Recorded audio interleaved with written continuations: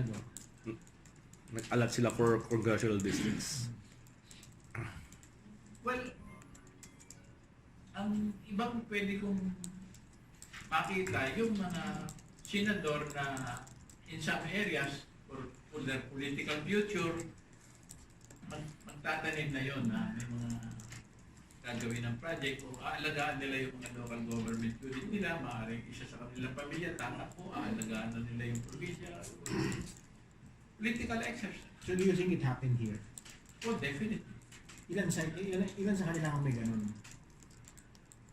I don't know, more than my fingers, I guess. Wala.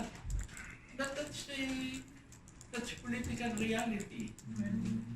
As long as if money of the government is properly spent, they have to be Machiavellian on how it's being spent, as long as it's going to be beneficial to the people. So you can say there are a lot of political colors in the implementation, but nothing we can